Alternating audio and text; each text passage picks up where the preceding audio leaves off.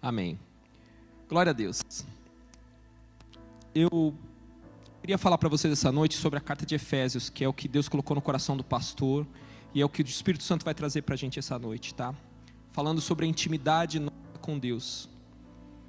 Quando a gente pensa em intimidade, nenhum ser humano foi tão íntimo do Jesus encarnado quanto o apóstolo João.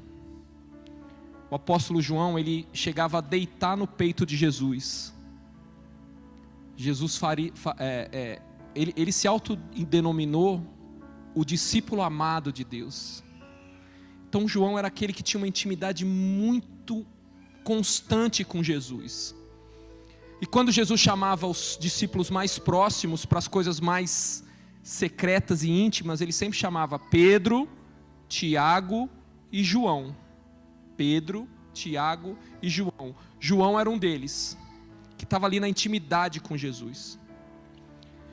E João foi um dos últimos também, foi o último, na verdade, a escrever o Evangelho de João. Isso é importante, gente. Por que é importante? Porque os outros escreveram os evangelhos no calor do que estava acontecendo, na ebulição do que estava acontecendo, tanto que o evangelho de Marcos é uma correria para lá e para cá, sempre imediatamente após isso. Então, o João, ele escreve isso já quando ele está velhinho, ele está lá preso numa ilha, ele pôde refletir bastante naquilo que ele conheceu de Jesus. A gente vai ficando mais velho, a gente começa a refletir um pouco mais, né? Quando a gente é jovem, a gente tem uns pensamentos, mas à medida que o tempo vai passando, esses pensamentos eles vão se amadurecendo. E isso foi acontecendo no coração de João, e ele decide escrever a respeito de Jesus. E você sabe que palavras que João, depois de ter recebido o Espírito Santo, e depois de ser o discípulo mais íntimo de Jesus, e depois de conhecer tudo que a igreja tinha passado naqueles anos, quais palavras ele descreve Jesus? João 1,14 ele escreve assim: aquele que é a palavra tornou-se carne e viveu entre nós. Vimos a sua glória, a glória como unigênito do Pai, cheio de graça e verdade. Então João, já idoso, que já tinha mastigado bastante coisa e tinha conhecido muita coisa a respeito de Deus, quando ele decide expressar o que Deus é, ele escreve: Jesus veio cheio de graça e de verdade. E ainda no mesmo parágrafo, que a gente chama ali de versículo 17, ele repete a mesma frase. Ele fala assim: pois a lei foi dada por intermédio de Moisés, a graça e a verdade vieram por intermédio de Cristo. Mais uma vez, ele expressando quem Jesus era. Como é Jesus, João? Você que estava pertinho do peito dele, você que acariciou ali, recebeu o carinho de Jesus. Como é que Jesus era, João? Ele explica: olha, João, Jesus é graça e Jesus é verdade. Amém? Pura poesia, né, gente? Já pensou em encontrar alguém que nunca mentiu? Já pensou em encontrar com alguém que nunca agiu falsamente? Nunca foi falso? Ou encontrar com alguém que nunca contou uma mentira? Esse era Jesus, ele era a verdade. E é muito poético. Mas imagina você, imagina eu, sentar para conversar com esse Jesus, conhecendo quem eu sou, conhecendo os meus erros, conhecendo as minhas limitações. Imagina eu sentar para conversar com esse Jesus que nunca fala uma falsidade a meu respeito ou uma mentira. Como você acha que essa conversa ia ser? Ia ser, em determinado momento, essa conversa ia começar a ficar um pouco dura, né? Porque você imagina um Jesus que nunca mente encontrando comigo um pecador, alguém que errou, alguém que erra, alguém que comete o que não deve ser cometido, e você senta. Vamos fazer um exercício assim, ó. Semana que vem, vamos imaginar que Jesus encarnado vai estar aqui na Johns Creek Igreja, e cada um vai ter 50 minutos de sessão com ele, tipo uma psicóloga, né, Grace? Então Jesus vai atender a gente 50 minutos, tá bom? Vocês vão entrar lá, vamos falar com Jesus, tá? Se a gente entrasse lá, primeiro que assim, será que a gente ia deixar Jesus falar? Porque geralmente quando a gente vai falar com Jesus, a gente não deixa ele falar, é só a gente que fala. Quando a gente vai orar, a gente só fala e não escuta nada. Então, nesses 50 minutos com Jesus, se a gente deixasse Jesus falar, quais seriam as palavras que Jesus teria para nos dizer? Esse Jesus que não mente, esse Jesus que é verdadeiro, que é verdade pura e absoluta. A Bíblia conta a história de Nicodemos, uma pessoa que fez isso. Quem era Nicodemos? Nicodemos era um religioso de alta patente. Ele era líder de Israel. Ele era uma pessoa gabaritada. Ele não era qualquer pastorzinho da esquina, ao sul da linha do Equador. Não, ele era líder de Israel. Para você ter uma ideia, as crianças com 12 anos em Israel, elas já tinham decorado os 5 primeiros livros da Bíblia. Para você se tornar um líder em Israel, você tinha que seguir um mestre, você tinha que ser alguém que conhecia a lei. Então Nicodemos, ele é alguém que conhecia a lei, conhecia a Bíblia, conhecia a história de Israel, conhecia tudo a respeito do que é seguir a Deus. E quando ele encontra com esse Jesus que é cheio de verdade e graça, vocês lembram o que acontece? Ele vai escondido, porque imagina, as outras pessoas escutam o que Jesus tem para falar a meu respeito. Ele vai escondido falar com Jesus. E Jesus fala para ele, fala assim: Nicodemos, você vai se assustar com o que eu tenho para dizer para você. Mas é necessário que você nasça de novo, Nicodemos. Do jeito que está, Nicodemos, não tem condição. Do jeito que está, Nicodemos, não é possível. Do jeito que você está fazendo, Nicodemos, não tem condição, não tem salvação. Mesmo sendo um religioso, mesmo sendo um ministro de louvor, mesmo sendo um pastor, mesmo trabalhando na igreja, se a gente não nascer de novo da água e do Espírito, ainda por mais que a gente se esforce, gente, por mais que a gente se rasgue por inteiro na sarça ardente e clame, se a gente não nascer de novo, se a gente não ter consciência que a gente está morto e que a gente precisa desse Espírito de Deus, nada do que a gente pode fazer vai se aproveitar. Amém? A Bíblia fala assim, olha, que da carne, do nosso esforço humano, da nossa capacidade de louvar, da nossa capacidade de adorar, da nossa capacidade de agradar a Deus, nada pode agradar a Deus, por mais esforço que a gente faça. Nada que a gente faz na carne vai durar para sempre. Apenas aqueles que nasceram do Espírito. Amém, queridos? Glória a Deus. O Jesus que é cheio de verdade, ele encontra com Nicodemos e ele diz: Nicodemos, eu vou dizer uma coisa que vai te surpreender. Você precisa entender que esse jeito que você está vivendo não tem solução, não tem salvação, a não ser que você nasça de novo da água e do Espírito. Amém? Agora vamos abrir a Bíblia em Efésios, capítulo 2, que a gente vai poder entender um pouco melhor o que o apóstolo Paulo está falando aqui. O apóstolo Paulo está falando para a gente agora. E a gente guarda aí na cabeça esse Jesus que é a verdade. O Paulo vai falar sobre uma coisa muito forte agora. Ele vai dizer lá em Apocalipse, em Efésios 2, o seguinte: vocês estavam mortos em suas transgressões e pecados, nos quais costumavam viver quando seguiam a presente ordem deste mundo e o príncipe do poder do ar, o espírito que está atuando nos que vivem na desobediência. Anteriormente, todos nós também vivíamos entre eles, satisfazendo as vontades da nossa carne, seguindo os seus desejos e pensamento, como outros éramos por natureza merecedores da ira. É isso, gente.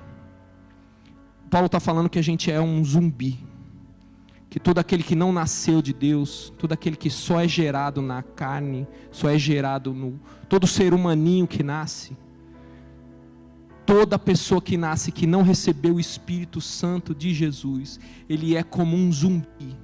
É por isso que esse mundo vai de mal a pior, gente. A gente está vivendo um apocalipse zumbi de verdade. As pessoas estão andando como zumbis, mortas, longe de Deus, distante de Deus, e tudo que as pessoas têm feito é satisfazer os seus desejos. Tudo que esse mundo tem feito é correr atrás dos seus apetites. Tudo que as pessoas têm feito é correr atrás dos seus desejos, das suas vontades. E a Bíblia vem explicando para a gente, olha, gente, entenda, vocês estavam mortos em transgressões e pecados. Todo aquele que não nasceu de Deus está morto, não tem salvação, não tem restauração, não tem o que ser feito, está morto e encerrado. Amém? Uau, é uma dura palavra. Somos zumbis, éramos zumbis, que andávamos segundo o desejo da carne, que andávamos segundo a ordem deste mundo, que seguia a cultura desse mundo, que seguia o que era ensinado nesse mundo, distantes de Deus e perdidos, e para os olhos de Deus nós éramos como mortos, perdidos e sem saída. Foi o que Jesus falou para Nicodemos. E aí a gente vai para Efésios 2:4, que diz assim, gente: todavia Deus, que é rico em misericórdia, pelo grande amor com que nos amou. Amém, queridos? Vamos ler de novo. Todavia, Deus, que é rico em misericórdia, pelo grande amor com que nos amou. Todavia, Deus, contudo, Deus, entretanto, Deus, porém, Deus, mais Deus, apesar disso, agora em oposição a todo nosso estado desgraçado, agora em posição que a gente estava numa cova profunda, esquecido, sem consciência, esse Deus, todavia, mesmo sem a gente merecer, mesmo sem a gente ter consciência que a gente estava num estado de morte, mesmo sem a gente ser merecedor, esse Deus, todavia, vem em nossa direção e nos amou, porque Ele é rico em misericórdia, rico em nos salvar. Esse Deus que é maravilhoso, Ele vem e nos resgata da maldição da morte. Deus nos resgata da treva, do túmulo profundo, e nos dá nova vida em Cristo Jesus. Amém? Glória a Deus, meus irmãos.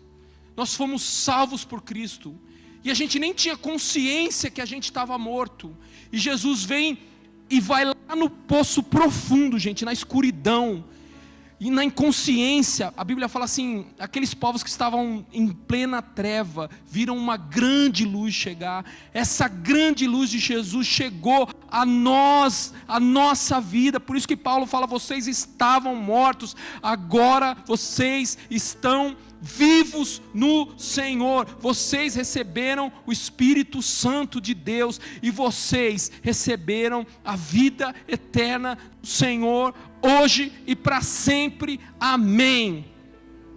Nenhum de vocês, queridos, os que creram, escuta a palavra do Senhor, nenhum de vocês vai morrer, todos já têm a vida eterna em Cristo Jesus. Amém? A gente só vai trocar de carcaça, tá bom? Eu só vou tirar essa carcaça cheinha, vou pegar uma carcaça mais enxuta, tá? Estou com sobrepeso aqui. Então, a gente não morre, mas a gente é transformado por Jesus, e a gente já recebeu a vida eterna. Amém, queridos? Glória a Deus. E sabe onde a gente estava? Quem lembra do filme Shrek? Quem lembra do Shrek? Eu gosto muito do Shrek. Aquela cena que ele chega lá no fosso do dragão, e que ele tem que atravessar aquela pontezinha, pensa, e ele atravessa aquele lago de fogo e enxofre, e na hora que ele põe o pé lá diante da fossa do dragão, o que ele diz? Tenho certeza que a princesa está no castelo mais alto, da torre mais alta. Ou seja, a princesa ia estar no lugar mais difícil. E a Bíblia fala que Jesus, queridos, Jesus é como Shrek, é meio isso, né? Ainda bem que o pastor não está aqui, a gente pode falar uns negócios aí que, se o pastor tivesse, a gente não falava. Jesus é como Shrek. O Shrek, ele vai na torre mais alta e vai salvar a princesa.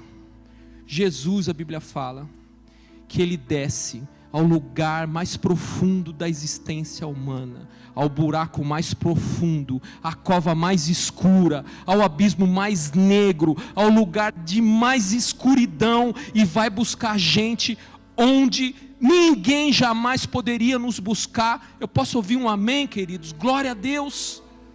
E Jesus, ele é corajoso, porque ele não vai no buraco do dragão como Deus, porque ia ser muito fácil.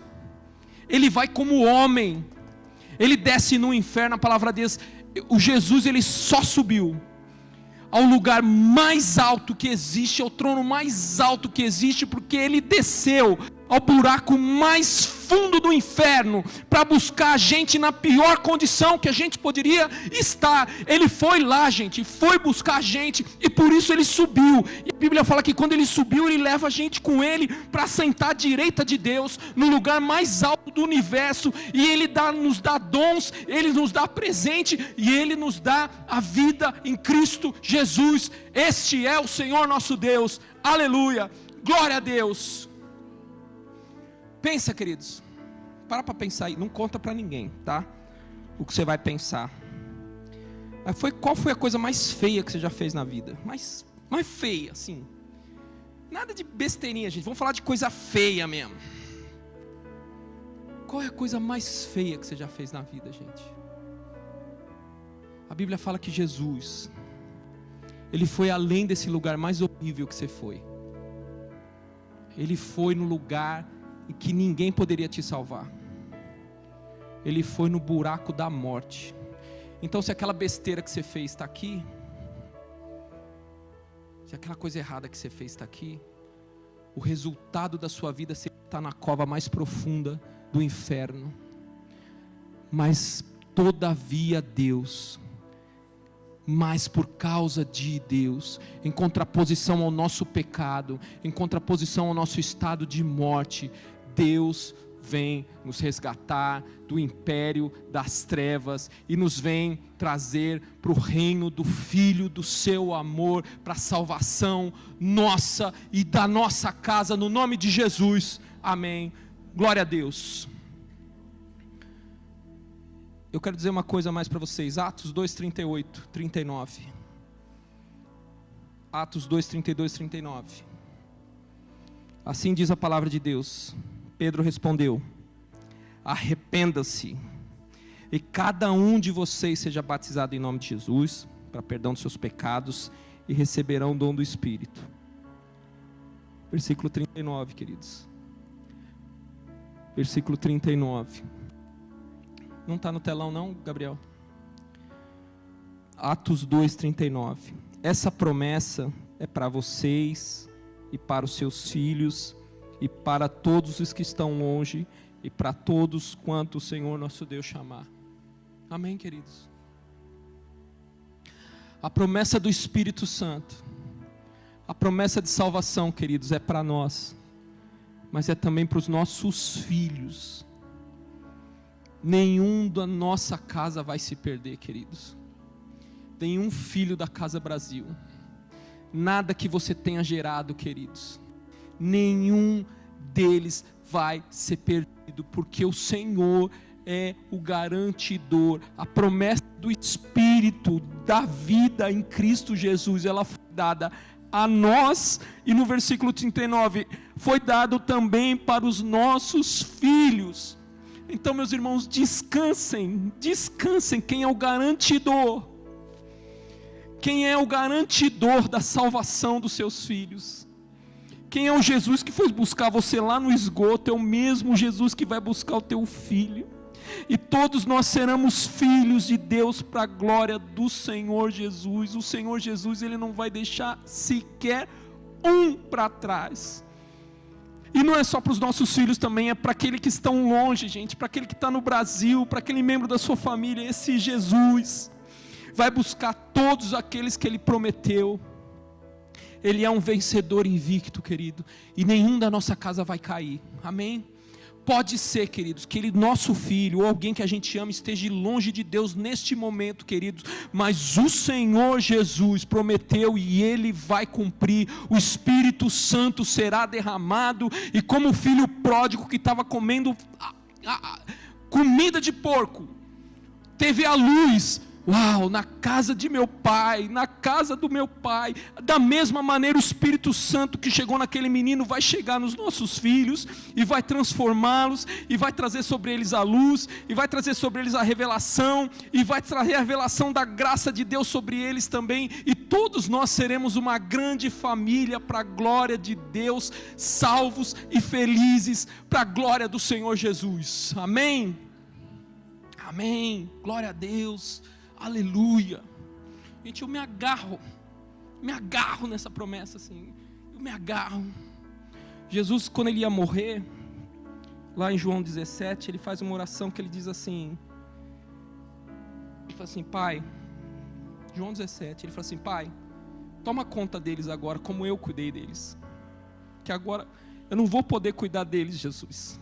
Pai, eu não vou poder cuidar deles, toma conta deles, assim como eu tomei.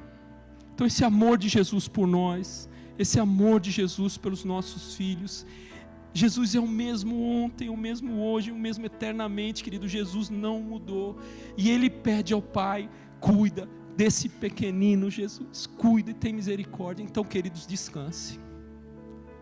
Não tem capeta, não tem dragão, não tem serpente, não tem inferno, não tem internet, não tem cabeça virada que o Senhor não pode desvirar, não tem nada que Deus não possa tocar, e não tem ninguém que Deus não possa subjugar pelo poder da graça e da misericórdia dEle.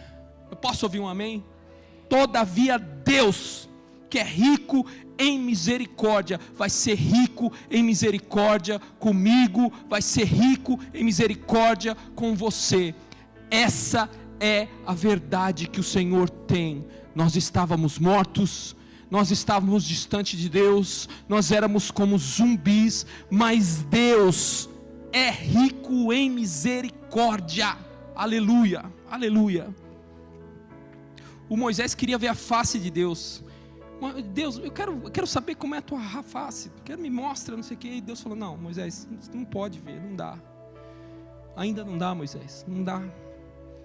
E Deus falou para ele assim: Moisés, vamos fazer o seguinte, eu vou botar você numa rocha, e vou passar por você, e quando eu passar por você, Moisés, você vai conhecer toda a minha bondade.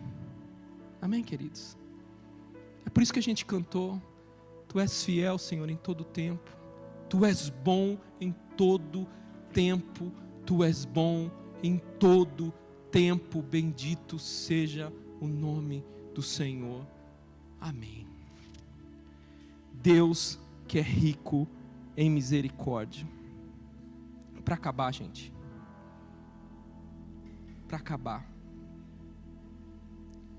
nosso Deus, Ele foi capaz de dar o próprio Filho por você, e como Ele não dará junto com o Filho dele todas as coisas que você precisa?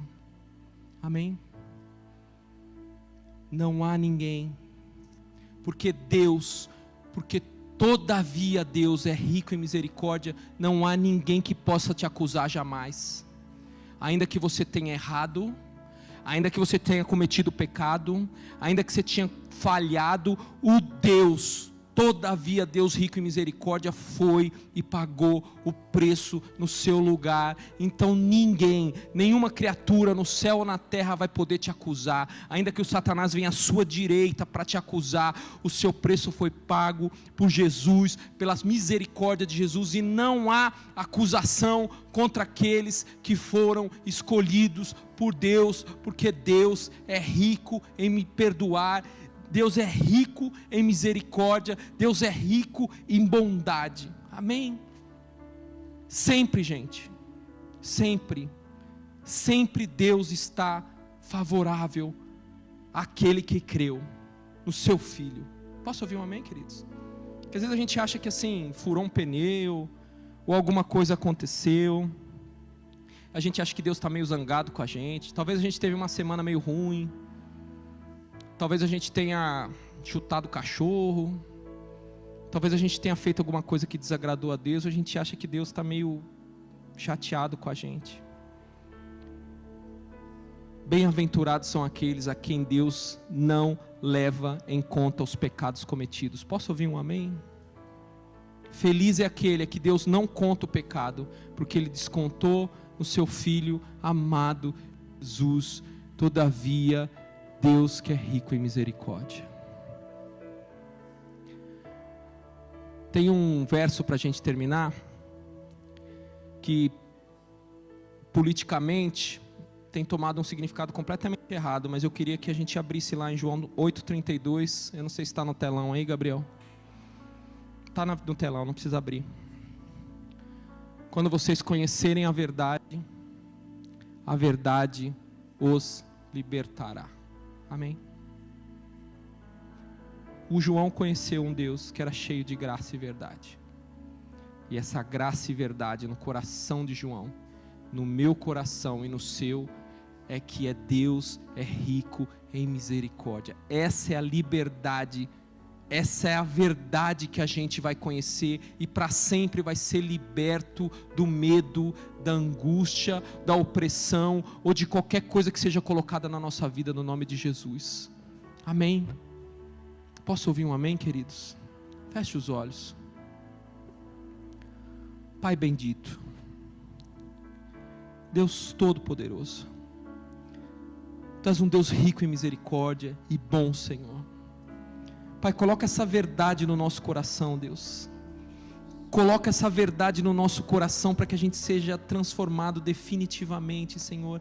E para que a gente compreenda, Senhor, que Tu nos amas, Senhor, que Tu és rico em misericórdia, Senhor, e que essa verdade invada nosso coração, Senhor, e que a gente nunca mais tenha medo, Senhor, nunca mais tenha temor, Senhor, ou nunca mais pense que o Senhor está zangado conosco, Deus, que sempre, Senhor, que a gente estiver nessa situação, Senhor, a Tua palavra nos lembre, eu sou rico em misericórdia ao Teu favor, eu estou ao seu lado, eu estou favorável a você, eu sou o Senhor Deus que fiz tudo o que devia ser feito para te salvar. Que essa verdade habite ricamente no nosso coração, Pai, e que a gente seja transformado por isso, Deus, que a gente se sinta verdadeiramente amado, transformado, Deus, e curado por Ti essa noite, Deus, e que curados por Ti a gente possa sair para abençoar as pessoas e falar do amor de Jesus para todos, Senhor, que esse amor foi por todos, Senhor. Nós Te louvamos e Te agradecemos e dizemos o Teu nome, no nome de Jesus, ó Pai, no nome de Jesus.